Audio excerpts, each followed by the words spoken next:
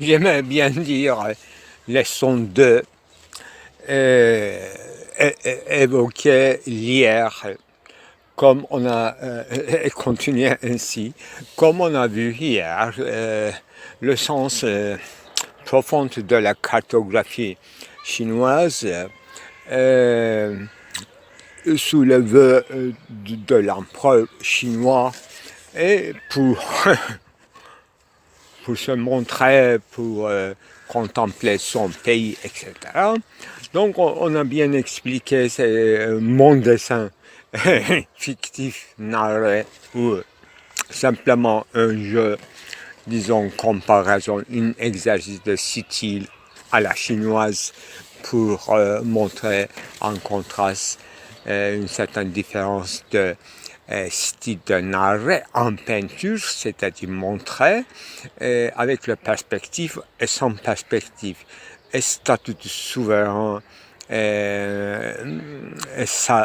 son umwelt, son environnement, le pays qu'il s'imagine être propriétaire et donc une descendant d'une famille sûrement dont le tombeau, non même pas de tombeau, mais on peut dire sarcophage ou de momies enroulées avec les tissus, se trouve représenté en bas de mon dessin, disons tableau. Et ce sera un tableau bientôt.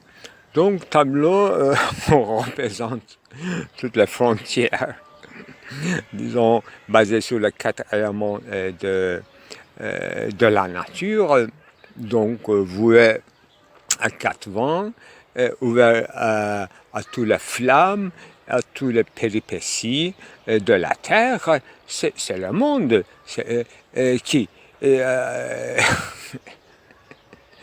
qui en tant qu'il est appartenu au souverain.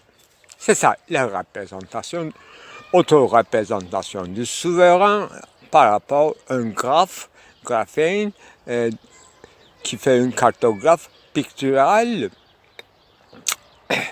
pour son souverain, sur commande seulement. Donc, commanditaire devrait être roi. Donc, c'est une sorte d'une réplique, disons, mon dessin, à cette Las Meninas de Velázquez, analysée avec une acuité extraordinaire par Michel Foucault dans les mots et les choses.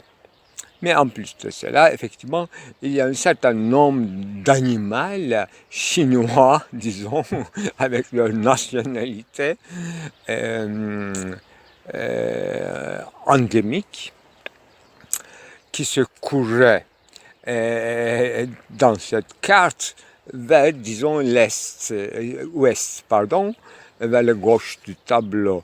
Là où commençait juste un peu plus haut la ligne Grundriss, le trait déterminant et interminable et qui englobe toutes les frontières de la Chine, imaginées par Borges, par moi, par Michel Foucault, etc. Et qu'on aurait pu croire que ce tableau se fait sans prendre en considération les catégories. Effectivement, il y a un changement de catégorie aristotélicien par rapport à ceci, et donc perspective de renaissance aussi s'ajoute de manière éclectique à la pensée, disons, non pas sauvage, mais chinoise, avec une esthétique minimale, parce qu'on ne représente pas les gens, le peuple, dans leur occupation, ni les manufactures, ni les artisanats, ni les terrains d'agriculture, ni d'élevage d'ailleurs. Il n'y a que dans les forêts, disons, sauvages, mais appartenant à l'empereur, des animaux de l'empereur, tout simplement, comme si c'était le cas en Angleterre, n'est-ce pas? Tous les animaux des bois appartenaient directement au roi. Donc le peuple ne peut pas chasser sans permission. C'est encore comme ça. C'est seulement le souverain qui peut le chasser. Mais il n'y a même pas une scène de chasse comme il y en a pas mal dans les miniatures persanes islamiques. Effectivement, on fait des scènes de chasse comme chez les Anglais, quoi. C'est une sorte de complaisance entre les gens, mais c'est un fait quand même avec les chiens de chasse, chiens coureurs. C'est une sorte de fête qui donne lieu aux festoyers, donc à des étreintes peut-être amoureuses, pourquoi pas. Mais tout est en règle et bon. Et bref, pour ce tableau, je passe à un autre tableau qui est de moi, donc d'une taille plus réduite. Il s'agit d'un certain collage des bas-reliefs en plâtre que j'ai fabriqué avec les moules que je ornais minutieusement, et je coulais du plâtre et je fabriquais plusieurs sortes d'animaux et surtout des chevaux, disons des antilopes, des gens nobles, des animaux nobles. Et j'avais fait un tableau encore un peu impérial, mais cette fois-ci, effectivement, comme vous allez voir, il n'y a pas un couple marié, reine ou roi, mais il y a une certaine représentation dans l'ensemble du tableau ressemble à un projet fini réalisé d'une mausolée. Tout en bas, il y a quand même une sorte de pierre tombale sur laquelle on voit 3 lettres XLN. Et on ne sait pas ce que veut dire. C'est de la régence, peut-être.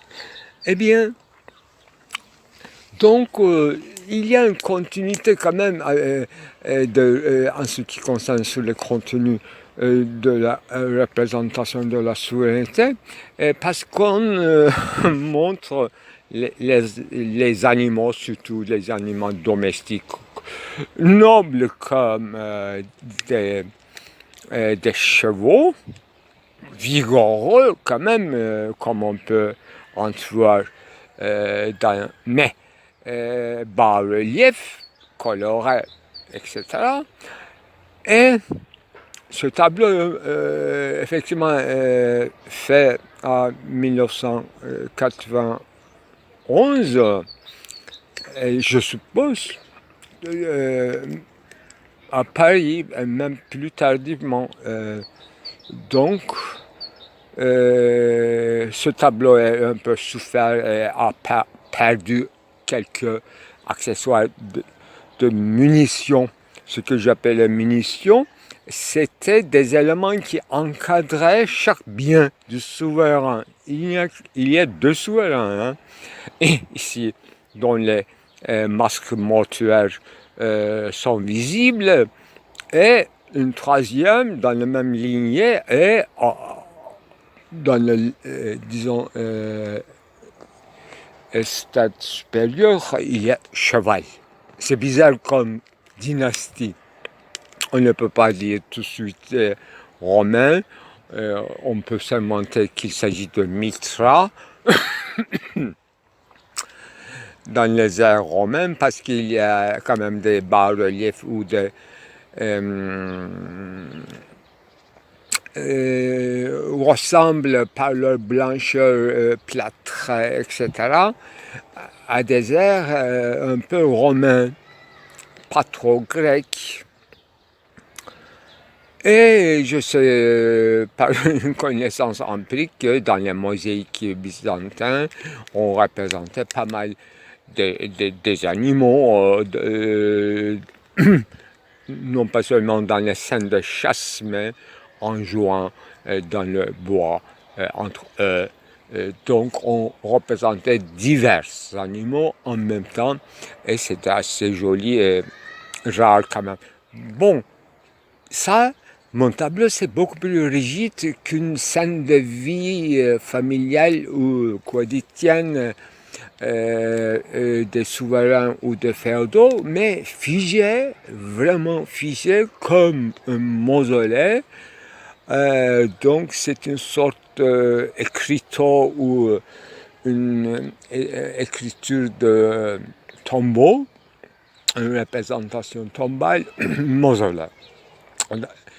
Et on peut montrer plusieurs exemples de ce genre, enfin, une sorte de panthéon, disons.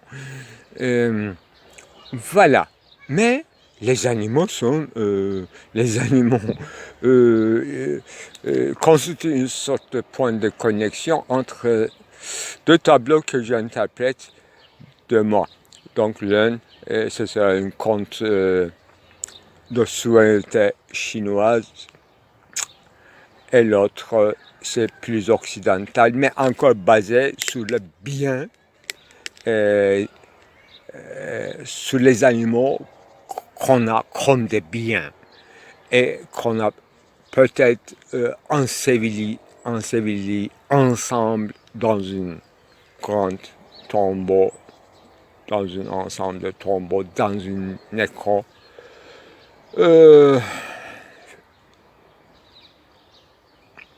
une nécropole. Eh bien, je passe à un troisième tableau. Là, ça date plus précisément encore, et ça fait à Paris. Il s'agit d'une peinture en acrylique, très colorée, rien de rigide.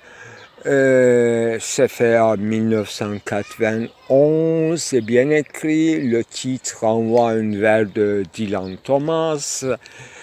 Donc le tableau s'intitule Assolare.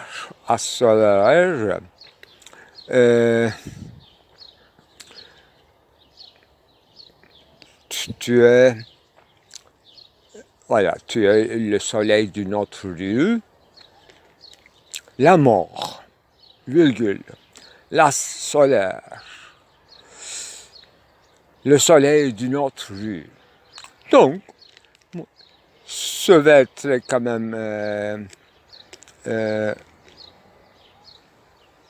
fort, m'a influencé dans mes lectures de la poésie de Dylan Thomas et j'en ai fait une peinture, mais il s'agit, à mon avis, d'un homme qui est mort, cette fois-ci dans la rue, parce qu'on voit, alors que son cœur ressemble à quelque chose d'embaumé, c'est exactement une autre version des deux sarcophages qui se trouvaient dans le premier dessin que j'ai interprété, donc dessin de souveraineté chinoise, donc deux tombeaux avec toute nudité de sarcophages sans marbre, sans mausolée. C'est une montre souterrain, mais quand même sarcophage, donc momie, ça existe.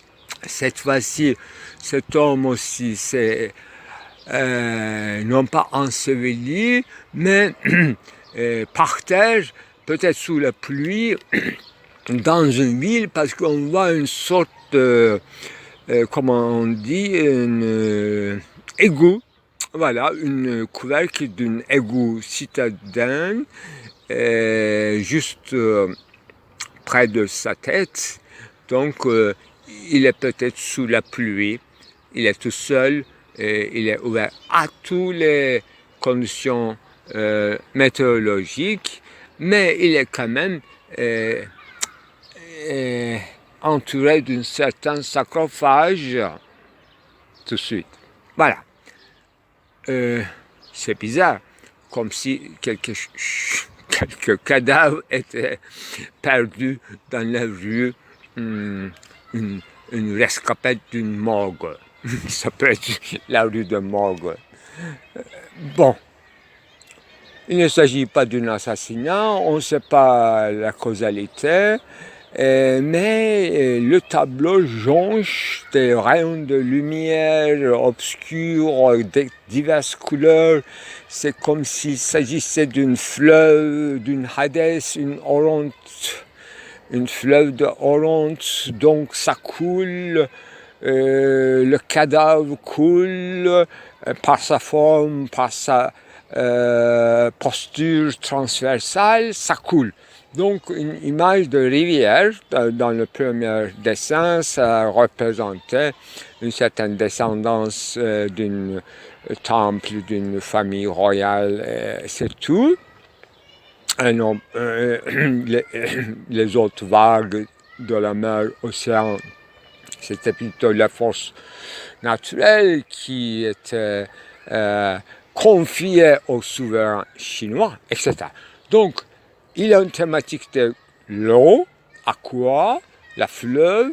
Maintenant, c'est plutôt Orontes, une certaine vision de Hadès, mais en ville, dans un milieu strictement urbain. Et Dylan Thomas, tu es le soleil d'une autre rue, la mort, astre solaire.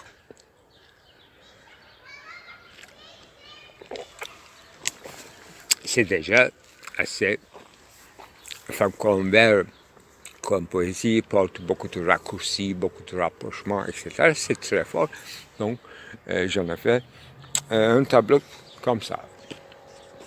Alors, on passe, si on a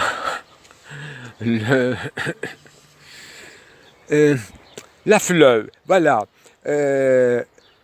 On ne peut pas rapprocher les tableaux si lointains, même si tous m'appartiennent, et donc je le fais avec les styles très différents et dans la temporalité des lieux très différents.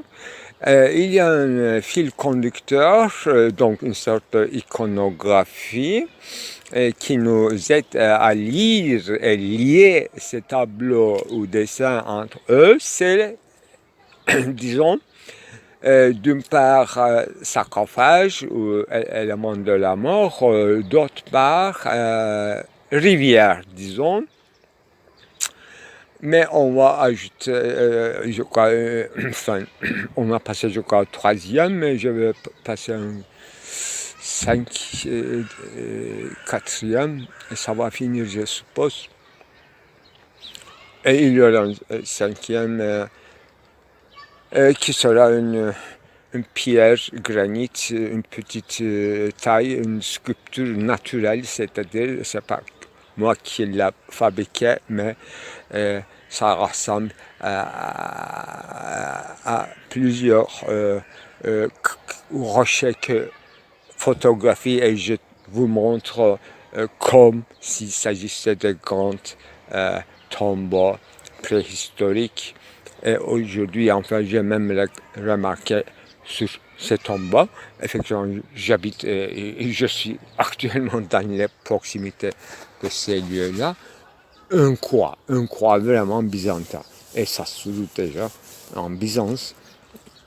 Eh bien, c'était quoi le troisième tableau? C'est un tableau, cette fois-ci, peinture à l'huile. Et il y a une rivière qui coupe en transversale le tableau, qui le divise en deux parties. Et dans la partie supérieure, à gauche, on commence à lire par le gauche à droite, on voit notre femme, une vieille femme, je suppose, à balai. Un passant, une passante dans la rue, et il est vieux, il porte son fardeau, etc. Et ce tableau est fait à partir d'un petit brouillon que je vous montrer sur un petit coin d'un calendrier. Et donc on peut noter ça comme la date 1980, ce petit esquisse, et cette femme à balai vient de là. Donc j'ai étudié cette femme à balai et je le fais un tableau à l'huile. Quand même, c'est difficile à décider de faire un tableau à l'huile.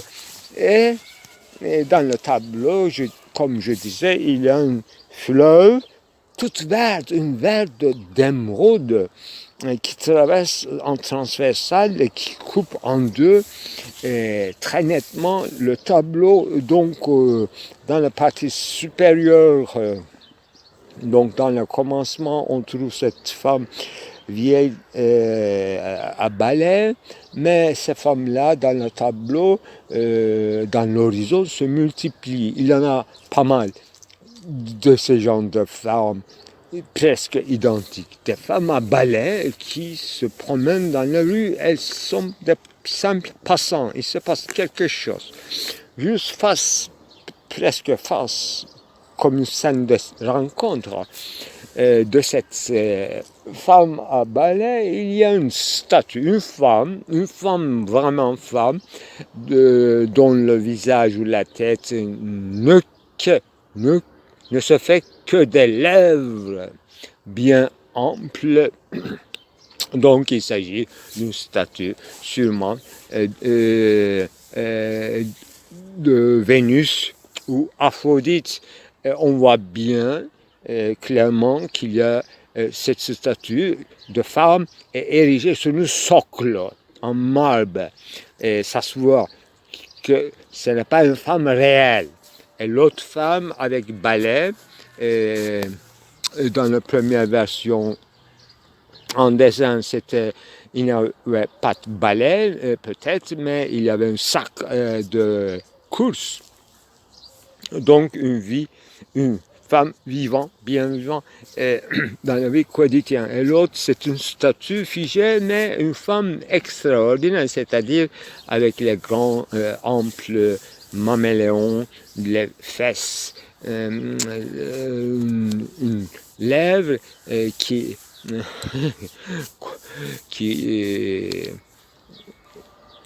contient tout son visage, qui dépasse en dimension.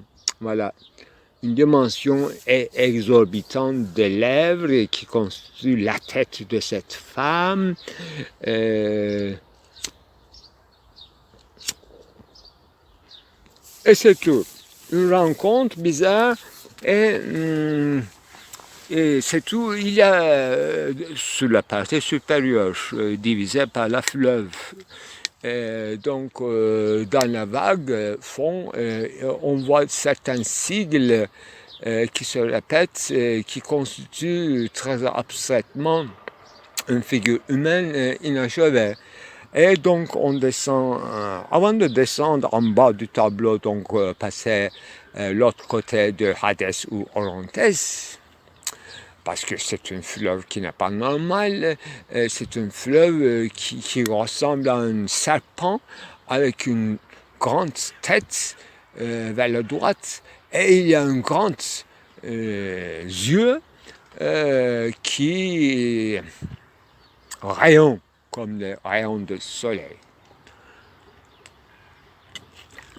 Ce tableau aussi un peu abîmé, mais c'est encore visible, tout cette vouloirdise du tableau. Donc on passe en bas du tableau. En bas du tableau, on voit quatre figurines mâles, dont 3 sont représentées seulement avec leur buste, comme des statues. Eux aussi sont des comme des statues et non pas réelles, très bien représentés comme bustes. Mais quatrième, c'est effectivement représenter jusqu'à ses abdominaux, disons, une buste totale et qui montre toute sa virilité. Ce que je veux dire, c'est le mot-clé. Les lignes d'Adonis ou les lignes d'Aphrodite. On dit aussi les lignes d'Aphrodite. Il s'agit de dans son corps, sa partie de ventre très bien serré, et en plus sur sa tête, cette figure, une quatrième figure, homme, mâle, porte une casque militaire. Même on peut dater, soit romain, un certain gladiateur, un véritable soldat romain, un Spartacus, ça peut être, mais ça peut être aussi un truc plus tardif de Allemagne.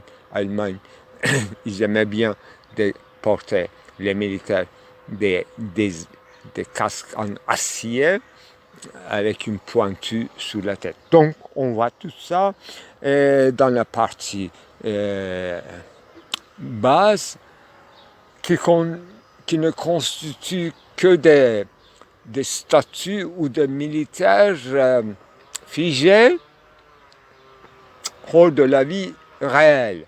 Mais cette figée se suggère des lignes d'Adonis, donc une musculature, etc., qui se répète vaguement dans la partie supérieure de la rivière en question, Hadès. Mais ce qui est frappant, effectivement, les parties femelles supérieures et la partie mâle de tableau bien séparées par un fleuve de mort ou de la vie. C'est indécidable. Voilà. Donc, dans cette lecture iconographique, ce qu'il faut retenir, cette dichotomie, d'abord de la différence sexuelle et de la vie et de la mort, de ce qui est vivant dans la vie quotidienne et de ce qui est figé et mythologique ou militaire, donc exagéré, etc. Et le mot-clé, c'est ligne d'Adonis. On peut dire autre chose aussi. Alors, qu'est-ce qu'il y a? La mort dans la rue de Dylan Thomas, c'est fait. Ce tableau qui reprend, quoi? Une dame à balai d'une dessin très précoce et fait intervenir une dichotomie à travers la rivière comme symbole de la mort ou de la vie. Et cette rivière, effectivement, se trouve dans une moindre mesure dans le dessin impérial de Chine. Qu'est-ce qu'il reste? Il faut que j'oublie quelque chose qui soit significatif. Voilà. Effectivement,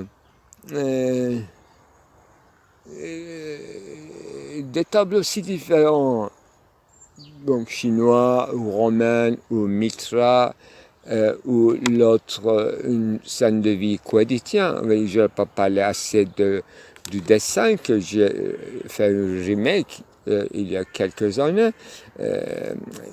d'une originale minuscule, un peu plus grandi dans un cahier, et bien détaillé. Vous allez voir, il s'agit d'un coup d'État, et il y a des militaires, donc ils ne sont pas romain, ni allemand, mais ça représente quelque chose de très précis. Coup d'État en Turquie de 1980, parce qu'il y a un signe qui dit section, là ça veut dire faculté, donc il s'agit d'une bus station, une station de bus, dont le nom est la faculté. Donc, station faculté, donc école. Il y a un écolier et il y a un jeune garçon qu'on voit qu'il est étudiant et les autres des soldats, mais c'est pire que les soldats, disons, prussiens, des soldats turcs. Donc ce sont des représentations lointaines d'une violence légitime, non pas d'une roi, non pas d'une président de la République, mais d'une prise de force, prise de pouvoir, coup d'État. Donc ils sont encore plus virils que tout, mais il ne s'agit aucunement d'une, ligne de Adonis, parce qu'ils sont bien armés, les jambes sont en l'air, donc ils sont en marche, etc. Voilà les points de conduite qui lient tous ces tableaux-là. Et dans cette, exhibition des militaires, une dame qui passe de la rue, une vieille dame avec son balai ou avec son sac de course, témoigne la scène, c'est tout, c'est qu'une rencontre. Voilà, cette rencontre est devenue un tableau un peu allégorique qui fait une dichotomie à travers un fleuve de la vie ou de la mort entre le monde masculin et le monde féminin. C'est ça, quand même, c'est compris. Et les autres sarcophages sont encore liés à une certaine souveraineté et une histoire de mausolée qui ressemble toute l'encyclopédie chinoise, mais du type romain, c'est-à-dire seulement des animaux nobles qui peuvent appartenir au roi ou à l'empereur, alors que dans l'encyclopédie chinoise ou dans mon dessin, même une petite serpent avec un chien coureur et avec une poulet qui était juste au devant de la course était représenté. Donc, mon discours, il manque quelque chose quand même, un tableau fait par moi qui problématise à la fois problème de perspective et le paragon, la cadre. Donc on trouve sur le parage de ce tableau quand même peinture à l'huile, the numbers gives real dimension of picture. Et dans l'autre côté de cadre, la même phrase est répétée en allemand cette fois-ci, à peu près c'est comme ça, die Zahlen entsprechen, dimension, je saute la dimension, le mot de dimension, et ça se finit ohne Rande, sans cadre. Donc le tableau bien travaillé à l'intérieur, Donc un peu suggestif de cette grande chapelle de Sixtine, là où Dieu tendra sa main à l'homme, mais ici il y a quand même extraordinaire différence de taille, dimension entre une main et l'homme, mais décrit et dépeint à la manière de Michelangelo, à la manière de Renaissance, avec une blancheur parfaite, très belle main d'homme qui essaie de secourir ou rattraper un homme tout nu au milieu du tableau et il a l'air à la fois de se nager ou de se voler, à la fois de danser, et nullement faire guerre, mais il est à la fois très fort, vigoureux, un homme, un mec bien musclé, mais vu complètement de derrière. Donc on ne voit pas les lignes d'Adonis dans ce tableau-là, mais on voit le reste quand même. Un homme qui a ouvert ses jambes pour nager dans une inconnue, et Dieu essaye avec sa main bien figurée la secourir. Il y a quand même une commensurabilité énorme avec cette main et avec cet homme. C'est un peu statut de David et nous à l'échelle humaine. Il y a une différence, pas énorme, mais quand même disproportionnée.